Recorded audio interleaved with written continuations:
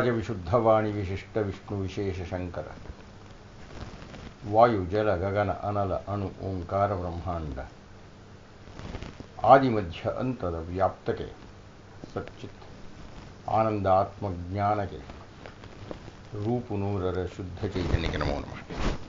ಅಷ್ಟಾಚಕ್ರಾನವದ್ವಾರ ದೇವಾನಾಂ ಪೂರಯೋಧ್ಯ ತಸ್ಯಾಗಂ ಹಿರಣ್ಮಯಃ ಕೋಶಃ ಸ್ವರ್ಗೋ ಲೋಕೋ ಜ್ಯೋತಿಷಾವೃತಃ ಯೋ ವೈತಾಂ ಬ್ರಹ್ಮಣೋ ವೇದ ಅಮೃತೇನಾಮೃತಾಂ ಪುರೀಂ ತಸ್ಮೈ ಬ್ರಹ್ಮ ಚ ಬ್ರಹ್ಮ ಚ.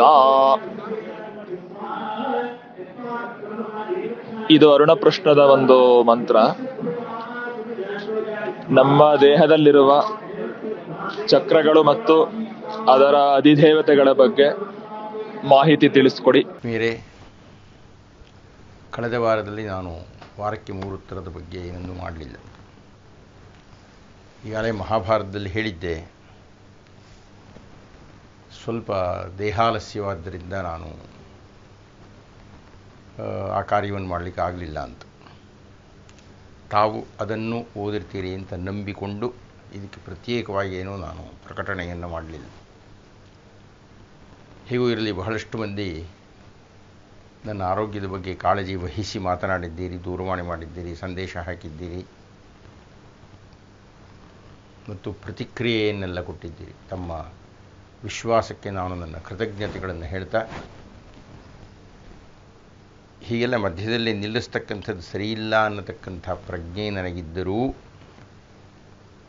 ಈ ರೀತಿ ಕುಳಿತುಕೊಂಡು ಮಾತನಾಡತಕ್ಕಂಥ ಉತ್ಸಾಹ ಶಕ್ತಿ ಎರಡೂ ಇಲ್ಲದ್ದರಿಂದ ಹಿಂದಿನ ವಾರ ನಾನು ಮಾತಾಡಲಿಕ್ಕಾಗಲಿಲ್ಲ. ದಯವಿಟ್ಟು ಕ್ಷಮಿಸಿ. ಇಂದಿನ ಪ್ರಶ್ನೆಯನ್ನು ನೋಡೋಣವೇ. ಹೆಸರು ಹೇಳದವರು ಚಕ್ರಗಳ ಬಗ್ಗೆ ಮಾಹಿತಿಯನ್ನು ಕೇಳಿದ್ದಾರೆ. ಅರುಣಪ್ರಶ್ನೆಯಲ್ಲಿ ಬರತಕ್ಕಂಥ 8 ಚಕ್ರಗಳು, 9 ದ್ವಾರಗಳು ಇತ್ಯಾದಿಗಳ ಬಗ್ಗೆ ಮಾತನಾಡಿದ್ದಾರೆ. ಅದರಲ್ಲಿಯೂ ಚಕ್ರಗಳ ಸ್ಥಾನ ಹಾಗೂ ಚಕ್ರಾಧಿದೇವತೆಯನ್ನು ಕುರಿತು ಪರಿಚಯ ಮಾಡಿಕೊಡಿ ಅಂತ ಕೇಳಿದ್ದಾರೆ ಅವರು. ಯಾರೂ ಗೊತ್ತಿಲ್ಲ. ಎಷ್ಟು ಸಲ ಹೇಳಿದರೂ ಹೆಸರು ಹೇಳೋದನ್ನು ಬಿಡ್ತೀರಿ. ಆದರೆ ಒಟ್ಟು ಅರ್ಥದಲ್ಲಿ ನಮ್ಮ ಸದಸ್ಯರಿಗೆ ಈ ವಿಷಯ ಆಸಕ್ತಿಕರವಾದ್ದು ಇರಬಹುದು ಅನ್ನುವ ಕಾರಣದಿಂದ ಹೆಸರು ಹೇಳದಿದ್ದರೂ ನಾನು ಈ ಪ್ರಶ್ನೆಯನ್ನು ತಗೊಂಡಿದ್ದೀನಿ. ಇದು ಬಹಳ ದೊಡ್ಡ ವಿಷಯ, ಬಹಳ ದೊಡ್ಡ ವಿಷಯ, ಬಹಳ ವಿಸ್ತಾರವಾದ ವಿಷಯ, ಬಹಳ ಗಂಭೀರವಾದ ವಿಷಯ, ಬಹಳ ರಹಸ್ಯವಾದ ವಿಷಯ, ಬಹಳ ಗೂಢವಾದ ವಿಷಯ. ಅನೇಕಾನೇಕ ದೃಷ್ಟಿಕೋನಗಳಿಂದ, ಅಂದರೆ ಬೇರೆ ಬೇರೆ ಆಯಾಮಗಳಿಂದ, ಅಂದರೆ ಬೇರೆ ಬೇರೆ ಸಾಧನಾ ಮಾರ್ಗಗಳಲ್ಲಿ ಈ ಚಕ್ರ ಪ್ರಸ್ತಾವ ಉಂಟು.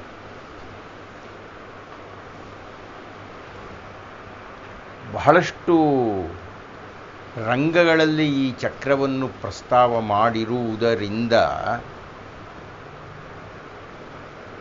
ಕೆಲವು ಸಂದರ್ಭಗಳಲ್ಲಿ ವೈವಿಧ್ಯತೆಯೂ ಉಂಟು. ಚಕ್ರ ಸಂಖ್ಯೆ ಎಷ್ಟು? ಅರುಣಪ್ರಶ್ನೆಯಲ್ಲಿ 8 ಚಕ್ರಗಳು ಅಂತ ನೀವು ಹೇಳಿದ್ದೀರಿ. ಯಾವುದಪ್ಪ 8 ಚಕ್ರಗಳು ಅನ್ನೋದಕ್ಕೆ ಅರುಣಪ್ರಶ್ನೆಯಲ್ಲಿ ವಿವರಣೆ ಇಲ್ಲ. ಅದಿದ್ದರೆ ನೀವು ಆ ಪ್ರಶ್ನೆಯೇ ಕೇಳ್ತಿರಲಿಲ್ಲ ನನ್ನನ್ನು. ಸಾಮಾನ್ಯವಾಗಿ ಚಕ್ರಗಳ ಬಗ್ಗೆ ಚರ್ಚೆ ನಡೆಯತಕ್ಕಂಥದ್ದು, ವಿಪುಲವಾದ ಸಾಹಿತ್ಯ ನಿರ್ಮಾಣ ಆಗಿರತಕ್ಕಂಥದ್ದು ಯೋಗಶಾಸ್ತ್ರಗಳಲ್ಲಿ. ಆ ಯೋಗಶಾಸ್ತ್ರಗಳಲ್ಲಿ ವಿವಿಧ ಸಂಖ್ಯೆಯನ್ನು ಹೇಳಿದ್ದಾರೆ. ನೀವು ಹೇಳಿದಾಗೆ 8 ಚಕ್ರ ಅಂತ ಹೇಳಿಲ್ಲ. 8 ಚಕ್ರವೂ ಹೇಳಿದ್ದಾರೆ. ನಮಗೆಲ್ಲರಿಗೂ ಗೊತ್ತಿರತಕ್ಕಂಥ ಷಟ್ಚಕ್ರೋಪರಿ ಸಂಸ್ಥಿತ 7 ಚಕ್ರಗಳ ಬಗ್ಗೆ ಮಾತನಾಡ್ತಾ 8ನೇದಾಗಿರತಕ್ಕಂಥ ಮಾನಸ ಚಕ್ರ ಅನ್ನತಕ್ಕಂಥದ್ದು ಈ ಹಣೆಯ ಮಧ್ಯದಲ್ಲಿ ಇದೆ ಅಂತ ಕೆಲವರು ಮಾತಾಡ್ತಾರೆ. ಅಷ್ಟೇ, ಅದರ ಬಗ್ಗೆ ಸ್ಥಾನ ನಿರ್ದೇಶನವಾಯಿತೇ ವಿನಃ ಉಳಿದ ವಿವರಣೆಗಳೂ ಇಲ್ಲ, ಅಥವಾ ಅದಕ್ಕೆ ತತ್ಸಂಬಂಧಿಯಾಗಿರತಕ್ಕಂಥ ಅಭಿಮಾನಿ ದೇವತೆಯ ಬಗ್ಗೆ ಮಾತಿಲ್ಲ. ಕೆಲವರು ಸೂರ್ಯಚಕ್ರ ಅಂತ ನಾಭಿ ಪ್ರದೇಶದಲ್ಲಿ ಹೇಳ್ತಾರೆ. ಆದರೆ ಹೃದಯ ಪ್ರದೇಶ ಅನ್ನೋದಕ್ಕಿಂತ ಸ್ವಲ್ಪ ಮೇಲೆ ಮಣಿಪುರದ ಸುತ್ತಮುತ್ತಲು ಅಂತ ಇಟ್ಕೊಳ್ಳೋಣ, ಹೇಳ್ತಾರೆ ಅಲ್ಲಿ ಸೂರ್ಯಚಕ್ರ ಅನ್ನತಕ್ಕಂಥದ್ದು ಇದೆ ಅಂತ. ಆದರೆ ಅದರ ಬಗ್ಗೆ ವಿವರಣೆ ಇಲ್ಲ. ಅದರಲ್ಲಿಯೂ ದೇವಿ ಭಾಗವತದಲ್ಲಿ 9 ಚಕ್ರಗಳ ಬಗ್ಗೆ ಪ್ರಸ್ತಾವ ಮಾಡ್ತಾರೆ. ಇಲ್ಲಿ ಕೈಲಾಸ ಚಕ್ರ ಅನ್ನುವುದಿಲ್ಲಿದೆ, ಅದರ ಮೇಲೆ ಈ ಭಾಗದಲ್ಲಿ ಮತ್ತೊಂದು ಚಕ್ರ ಇದೆ, ರೋಧಿನಿ ಚಕ್ರ ಅಂತ ಇಲ್ಲಿದೆ, ಅದಾದ ಮೇಲೆ 9ನೇ ಚಕ್ರ ಬರುತ್ತೆ ಅಂತ ಮಾತಾಡ್ತಾರೆ. ಅಲ್ಲೂ ಈ 2 ಚಕ್ರಗಳ ಬಗ್ಗೆ ವಿಶೇಷವಾದ ವಿವರಣೆಯನ್ನು ಕೊಟ್ಟಿಲ್ಲ. ವಿಶೇಷ ಅಲ್ಲ, ವಿವರಣೆಯೇ ಕೊಟ್ಟಿಲ್ಲ, ಹೆಸರುಗಳನ್ನು ಹೇಳಿದ್ದಾರೆ. ಒಟ್ಟಿನಲ್ಲಿ ಷಟ್ಚಕ್ರಗಳು ಅನ್ನತಕ್ಕಂಥದ್ದನ್ನು ಎಲ್ಲರೂ ಪ್ರಸ್ತಾವ ಮಾಡ್ತಾರೆ. ಷಟ್ಚಕ್ರೋಪರಿ ಸಂಸ್ಥಿತ ಅಂತ 7ನೇ ಚಕ್ರವನ್ನೂ ಕುರಿತು ಮಾತಾಡ್ತಾರೆ. ಆದರೆ 8, 9ರ ಬಗ್ಗೆ, ಅದರ ಖಾಚಿತ್ಯತೆಯ ಬಗ್ಗೆ ಇದೇ ಇದಮಿತ್ತಂ ಅಂತ ಹೇಳುವುದಿಲ್ಲ. ಇದ್ದಿದ್ದರಲ್ಲಿ ನಮಗೆ ಸ್ಥಾನ ನಿರ್ದೇಶನ ಹಾಗೂ ದೇವತಾ ಸಾನ್ನಿಧ್ಯವನ್ನು ಕುರಿತು ಮಾತನಾಡಿದ ಗ್ರಂಥ ಅಂದರೆ ಲಲಿತಾ ಸಹಸ್ರನಾಮ. ಆ ಲಲಿತಾ ಸಹಸ್ರನಾಮದಲ್ಲಿ ಈ ಚಕ್ರಗಳ ಬಗ್ಗೆ ಸವಿಸ್ತಾರವಾದ ಮಂಡನೆ ಉಂಟು. ಅವರು ಕೇವಲ ಸ್ಥಾನ ಎಲ್ಲಿದೆ ಮತ್ತು ಅದರ ದೇವತೆ ಯಾವುದು ಅಂತ ಕೇಳಿದ್ದಾರೆ. ಅಷ್ಟೇ ಅಲ್ಲ, ಲಲಿತಾ ಸಹಸ್ರನಾಮದಲ್ಲಿ ಯಾವ ಅಕ್ಷರಗಳು, ಎಷ್ಟು ದಳಗಳು, ಯಾವ ಬಣ್ಣ, ಯಾವ ಆಯುಧಗಳು, ಎಷ್ಟು ಮುಖಗಳು, ಯಾವ ತರಹದ ನೈವೇದ್ಯ ಇತ್ಯಾದಿಗಳನ್ನೆಲ್ಲ ವರ್ಣನೆ ಮಾಡಿದ್ದಾರೆ. ಅದನ್ನೆಲ್ಲ ನನಗೆ ಮಾತಾಡೋಕೆ ಹೋಗೋದಿಲ್ಲ, ಯಾಕೆಂದರೆ ನನ್ನ ಪ್ರಶ್ನೆ ಇರತಕ್ಕಂಥದ್ದು ಸ್ಥಾನ ನಿರ್ದೇಶನ ಹಾಗೂ ದೇವತೆ. ಆಸಕ್ತಿ ಇರತಕ್ಕಂಥವರು, ಚಕ್ರಗಳನ್ನು ಅಧ್ಯಯನ ಮಾಡಬೇಕು ಅಂತ ಇರತಕ್ಕವರು ಲಲಿತಾ ಸಹಸ್ರನಾಮವನ್ನು ನೋಡಬೇಕು. ಭಗವದ್ಗೀತೆಯಲ್ಲಿ 13ನೇ ಅಧ್ಯಾಯ ಎಷ್ಟು ಪ್ರಧಾನವೋ,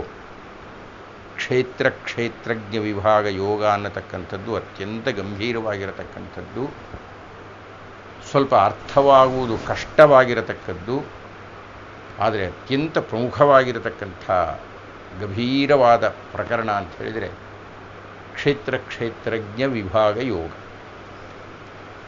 ಹೇಗೆ ಅದು ಅಲ್ಲಿ ಮುಖ್ಯವೋ ಹಾಗೆ ಈ ಲಲಿತಾ ಸಹಸ್ರನಾಮದಲ್ಲಿಯೂ 13ನೇ ಅಧ್ಯಾಯವೇ ಬಹಳ ಪ್ರಧಾನವಾಗುತ್ತೆ. ಅಲ್ಲಿ ಕ್ಷೇತ್ರಜ್ಞ ವಿಭಾಗ ಯೋಗ ಅಂತ ಕರೆದರೆ ಇದರೊಳಗೆ ಯೋಗಿನಿ ನ್ಯಾಸ ಅಂತ ಕರೀತಾರೆ. ಬೇರೆ ಜಾಗಗಳಲ್ಲಿಯೂ ಚಕ್ರದ ಬಗ್ಗೆ ಅಲ್ಲಲ್ಲಿ ಮಾತಾಡ್ತಾರೆ, ಆದರೆ ಇಲ್ಲಿ ವಶಿನ್ಯಾದಿ ದೇವತೆಗಳು ಈ ಚಕ್ರಗಳ ಸಂಪೂರ್ಣ ಪರಿಚಯವನ್ನು ಮಾಡಿಕೊಡ್ತಾರೆ. ಹೀಗಾಗಿ ಆಸಕ್ತಿ ಇರತಕ್ಕಂಥವರು ಲಲಿತಾ ಸಹಸ್ರನಾಮದ ಯೋಗಿನಿ ನ್ಯಾಸ ಅಂದರೆ 13ನೇ ಅಧ್ಯಾಯವನ್ನು ಕೂಲಂಕಷವಾಗಿ ಅಧ್ಯಯನ ಮಾಡಬೇಕು. ಹುಟ್ಟದದು ವಿಶುದ್ಧ ಚಕ್ರ ನಿಲಯ, ರಕ್ತವರ್ಣ, ತ್ರಿಲೋಚನ, ಖಟ್ವಾಂಗಾದಿ ಪ್ರಹರಣ, ವದನೈಕ ಸಮನ್ವಿತ ಅಂತ ಆರಂಭ ಆಗುತ್ತೆ. ಸಹಸ್ರದಳ ಪದ್ಮಸ್ಥ ಸರ್ವವರ್ಣ ಈ ರೀತಿಯಾಗಿ ಮುಕ್ತಾಯ ಆಗುತ್ತೆ. ಯಾಕಿನ್ಯಂಬ ಸ್ವರೂಪಿಣಿ ಅನ್ನುವಲ್ಲಿಗೆ ಮುಕ್ತಾಯ ಆಗುತ್ತೆ. ಈ ಇಷ್ಟೂ ಶ್ಲೋಕಗಳನ್ನು, ಇಷ್ಟೂ ಮಂತ್ರಗಳನ್ನು ಅಧ್ಯಯನ ಮಾಡಬೇಕು. ಅಷ್ಟು ಸುಲಭವಾಗಿ ಅರ್ಥ ಆಗುವುದಿಲ್ಲ. ಸ್ವಲ್ಪ ಗೂಢವಾಗಿದೆ ಅಲ್ಲಿರತಕ್ಕಂಥ ಭಾಷೆ, ಪ್ರಯೋಗ ಎಲ್ಲ. ಕೂಲಂಕಷವಾಗಿ ನಿಧಾನವಾಗಿ ಅಧ್ಯಯನದ ದೃಷ್ಟಿಯಿಂದ ನೀವು ಅಧ್ಯಯನ ಮಾಡಿದರೆ ಅದು ತನ್ನ ರಹಸ್ಯವನ್ನು ಬಿಟ್ಟುಕೊಡುತ್ತೆ. ಇನ್ನು ಪ್ರಕೃತ ಪ್ರಶ್ನೆ ಇರತಕ್ಕಂಥದ್ದು ಚಕ್ರಸ್ಥಾನಗಳು ಹಾಗೂ ಆ ಚಕ್ರಾಭಿಮಾನಿ ದೇವತೆಗಳು ಅಂತ. ಇಲ್ಲಿ ಬಹಳ ಸ್ಪಷ್ಟವಾಗಿ ಲಲಿತಾ ಸಹಸ್ರನಾಮಕಾರರು ವಶಿನ್ಯಾದಿ ವಾಗ್ದೇವತೆಗಳು ಚಕ್ರ ಸಂಖ್ಯೆಯನ್ನು 7 ಅಂತ ಹೇಳಿಬಿಟ್ಟಿದ್ದಾರೆ. ಷಟ್ಚಕ್ರೋಪರಿ ಸಂಸ್ಥಿತ ಮಹಾಸಕ್ತಿ ಕುಂಡಲಿನಿ ವಿಸತಂತು ತನೀಯಸಿ ಸಹಸ್ರಾರಾಂಬುಜಾರೂಢ ಸುಧಾಸಾರಾಭಿವರ್ಷಿಣಿ 6 ಚಕ್ರಗಳ ಮೇಲೆ ಸುಧಾಸಾರಾಭಿವರ್ಷಿಣಿ ಅಮೃತವನ್ನು ಧಾರೆ ಎರೆಯತಕ್ಕಂಥ ಸಹಸ್ರಾರ ಚಕ್ರ ಅನ್ನತಕ್ಕಂಥದ್ದು ಇಲ್ಲಿದೆ, ಬ್ರಹ್ಮರಂಧ್ರದ ಕೆಳಗೆ ಅನ್ನತಕ್ಕಂಥ ವರ್ಣನೆಯನ್ನು ಮಾಡ್ತಾ ಒಟ್ಟು 7 ಚಕ್ರಗಳು ಷಟ್ಚಕ್ರ ಉಪರಿ ಸಂಸ್ಥಿತ. ಈ ಸಹಸ್ರಾರ ಅನ್ನತಕ್ಕಂಥದ್ದು 6 ಚಕ್ರಗಳ ಮೇಲೆ ಇದೆ, ಉಪರಿ ಅಂತ ವರ್ಣನೆ ಮಾಡ್ತಾರೆ. ಸಾಮಾನ್ಯವಾಗಿ ನಮಗೆಲ್ಲ ಚಕ್ರಸ್ಥಾನಗಳು ಇತ್ಯಾದಿ ಗೊತ್ತಿದೆ. ಬೆನ್ನುಮೂಳೆ, ಆ ಬೆನ್ನುಮೂಳೆಯ ತುದಿ ಅಂದರೆ ಬೆನ್ನುಮೂಳೆಯ ಕೆಳ ತುದಿಯಲ್ಲಿ ಮೂಲಾಧಾರ ಚಕ್ರ ಅನ್ನತಕ್ಕಂಥದ್ದು. ಅಲ್ಲೇ ಸಹಸ್ರ ವರ್ಷಗಳಿಂದ ಸುಪ್ತಾವಸ್ಥೆಯಲ್ಲಿ ನಾವು ಆತ್ಮದ ಶಾಶ್ವತತೆಯನ್ನು ನಂಬುವುದರಿಂದ, ಅದು ಎಷ್ಟೆಷ್ಟೋ ಜನ್ಮಗಳ ಹಿಂದಿನಿಂದ ಕುಂಡಲಿನಿ ಎನ್ನತಕ್ಕಂಥ ಶಕ್ತಿ ಸರ್ಪರೂಪದಲ್ಲಿದ್ದು ತನ್ನ ಬಾಲವನ್ನು ತನ್ನ ಬಾಯಿನಲ್ಲಿ ಕಚ್ಚಿ ಹಿಡಿದು 3 ಸುತ್ತನ್ನು ಹಾಕಿ ಗಾಢ ನಿದ್ರೆಯಲ್ಲಿ ಇರುತ್ತೆ ಅಂತ ನಂಬಿಕೆ. ಮೂಲಾಧಾರದಲ್ಲಿ ಅಂದರೆ ಬೆನ್ನು ಮೂಳೆಯ ಕೆಳ ತುದಿಯಲ್ಲಿ. ಅದು ಆಧಾರ, ಅದು ಮೂಲ, ಅದು ಮೂಲಾಧಾರ. ಆ ಮೂಲಾಧಾರದಲ್ಲಿ ಮಲಗಿರತಕ್ಕಂತಹ ಕುಂಡಲಿನಿ ಶಕ್ತಿಯನ್ನು ಜಾಗೃತ ಮಾಡಿ ಊರ್ಧ್ವಮುಖವಾಗಿ ಹರಿಸತಕ್ಕಂಥದ್ದೇ ಸಾಧಕನ ಪ್ರಯತ್ನ, ಅದೇ ಆತನ ಸಾಧನೆ. ಆ ಮೂಲಾಧಾರದಿಂದ ಈ ಹೊಕ್ಕಳಿನ ನಾಭಿಯ 1-2 ಇಂಚು ಕೆಳಗೆ ಆ ಭಾಗದಲ್ಲಿ ಸ್ವಾಧಿಷ್ಠಾನ ಅನ್ನತಕ್ಕಂಥ ಮತ್ತೊಂದು ಚಕ್ರ ಇರುತ್ತೆ. ನಾಭಿ ಭಾಗದಲ್ಲಿ ಮಣಿಪುರ ಅನ್ನತಕ್ಕಂಥ ಚಕ್ರ ಇರುತ್ತೆ. ಹೃದಯದ ಭಾಗದಲ್ಲಿ ಅನಾಹತ ಅನ್ನತಕ್ಕಂಥ ಚಕ್ರ ಇರುತ್ತೆ. ಗಂಟಲಿನಲ್ಲಿ ವಿಶುದ್ಧ ಅನ್ನತಕ್ಕಂಥ ಚಕ್ರ ಇರುತ್ತೆ. 2 ಹುಬ್ಬುಗಳ ಮಧ್ಯದಲ್ಲಿ ಆಜ್ಞಾ ಅನ್ನತಕ್ಕಂಥ ಚಕ್ರ ಇರುತ್ತೆ. ಹಾಗೂ ನಡುನೆತ್ತಿಯಲ್ಲಿ ಸಹಸ್ರಾರ ಅನ್ನತಕ್ಕಂಥ ಚಕ್ರ ಇರುತ್ತೆ. ಸಾಮಾನ್ಯವಾಗಿ ಚಕ್ರಗಳ ಬಗ್ಗೆ ಗಮನಿಸಿರತಕ್ಕಂಥವರಿಗೆ ಇದು ಗೊತ್ತಿರುತ್ತೆ. ಇದು 7 ಚಕ್ರಗಳ ಸ್ಥಾನ ನಿರ್ದೇಶನ. ಇದು ಸಾಧನೆಯಲ್ಲಿ ಸಿಗಬಹುದಾದ, ಸಾಧನೆಯಲ್ಲಿ ದಾಖಲಾಗಬಹುದಾದ, ಸಾಕ್ಷಿಗೆ ಒದಗಬಹುದಾದಂತಹ ಚಕ್ರಗಳೇ ವಿನಃ ಆ ಜಾಗದಲ್ಲಿ ಯಾವುದೋ ಚಕ್ರ ಇರುತ್ತೆ, ಅಲ್ಲಿ ಯಾವುದೋ ಕಮಲ ಇರುತ್ತೆ ಅಂಥದ್ದೇನೂ ಅಲ್ಲ. ಹೇಗೆ ನಮ್ಮ ಆತ್ಮವನ್ನು ನಾವು ನೋಡಲಿಕ್ಕೆ ಸಾಧ್ಯವಿಲ್ಲವೋ ಹಾಗೆ ಈ ಚಕ್ರಸ್ಥಾನಗಳನ್ನು, ಚಕ್ರಗಳನ್ನು ಎಲ್ಲ ನೋಡಲಿಕ್ಕಾಗೋದಿಲ್ಲ. ಆಗತ್ತೆ. ಯಾರಿಗಾಗತ್ತೆ?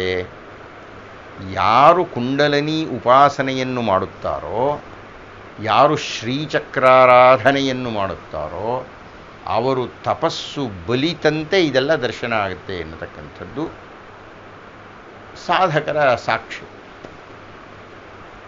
ಈಗ ತತ್ಸಂಬಂಧಿಯಾಗಿರತಕ್ಕಂಥ ದೇವತೆಗಳಿದ್ದಾರಲ್ಲ, ಅವರು ಯಾರು ಅಂದರೆ ಮೂಲಾಧಾರಾಂಬುಜಾರೂಢ ಪಂಚವಕ್ತ್ರಾಸ್ಥಿ ಸಂಸ್ಥಿತ ಸಾಕಿನ್ಯಂಬಾ ಸ್ವರೂಪಿಣಿ.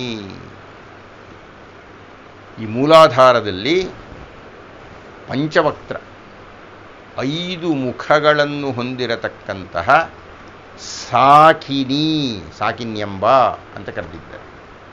ಸಾಕಿನಿ ಎನ್ನತಕ್ಕಂಥ ದೇವತೆ ಇದ್ದಾಳೆ. ಅದರ ಮೇಲೆ ಬರತಕ್ಕಂಥ ಸ್ವಾಧಿಷ್ಠಾನ, ಆ ಸ್ವಾಧಿಷ್ಠಾನದಲ್ಲಿ ಚತುರ್ವಕ್ತ್ರ 4 ಮುಖಗಳನ್ನು ಹೊಂದಿರತಕ್ಕಂತಹ ಕಾಕಿನಿ ಎನ್ನತಕ್ಕಂಥ ದೇವತೆ ಇದ್ದಾರೆ. ಹಾಗೆ ಮಣಿಪುರದಲ್ಲಿ ವದನತ್ರಯ ಸಂಯುತ 3 ಮುಖಗಳನ್ನು ಹೊಂದಿರತಕ್ಕಂಥ ಲಾಕಿನಿ ಅನ್ನತಕ್ಕಂಥ ದೇವತೆ ಇದ್ದಾರೆ.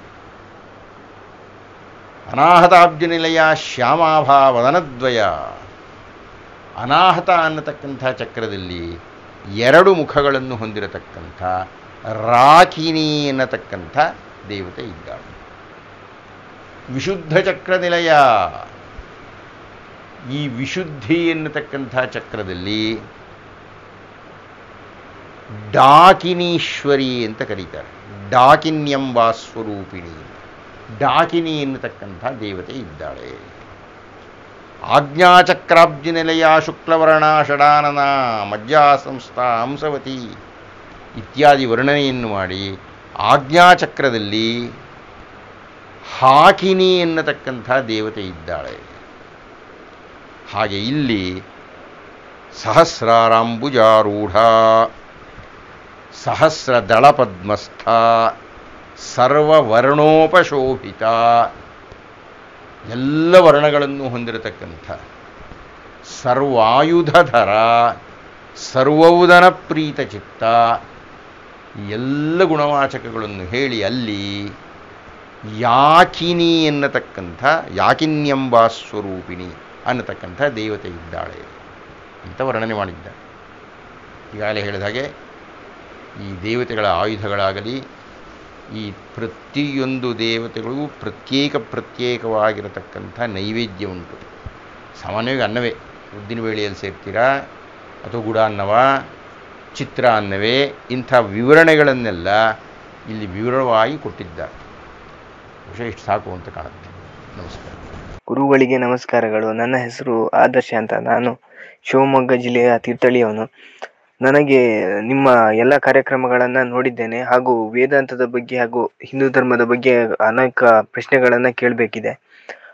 ಮೊದಲನೇ ಪ್ರಶ್ನೆ ಅಂದರೆ ಭಗವದ್ಗೀತೆಯ ಬಗ್ಗೆ ಕೇಳಬೇಕಾಗಿರೋ ಪ್ರಶ್ನೆ ಅಂದರೆ, ಭಗವದ್ಗೀತೆಯಲ್ಲಿ ಕೃಷ್ಣ ರಾಜಗುಹ್ಯ